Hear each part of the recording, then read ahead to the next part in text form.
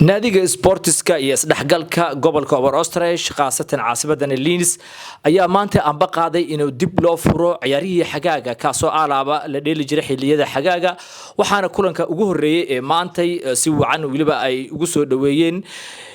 qaar kamid ah ciyaartooyda gobolkani isla markaana aanu sameeyay ciyaartii ugu horeysay walow in badan oo kamid ah ciyaartooyda aysan imaan hadana waxaan rajaynaynaa kulamada dambe inay soo wada xaadiri doonaan kulanka waxa ka hadlay ugu horeyn mid kamid ah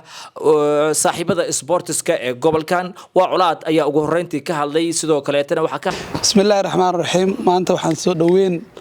maartay akuma muuseeno maartay wariyaheena legendkeena maartay maxaa la dhahaa استاذكينا قبل كان أبا أسرائيل كرهان لينس عن صدوين وين وصميننا كلن مارتي مد سجيني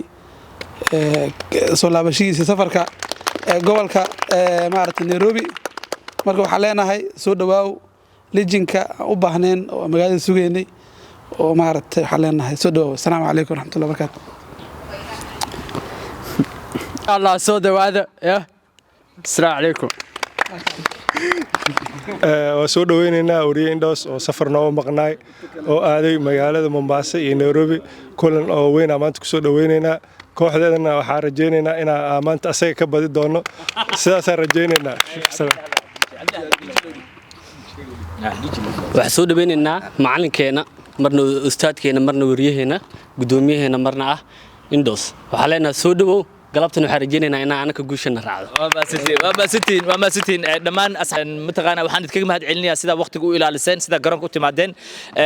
sida caadana waxaan u bilaabi doonaa insha Allah taala ciyaaraheena samarka waxaan rajaynaynaa ciyaaraha inay gobolka uu ka gudbo oo aan u gudbi doono insha Allah gobolada dariska iyo waliba wadamada kale cameraman Cabdullaahi Muqtar aad kaaga mahad celinayna adigana ama sida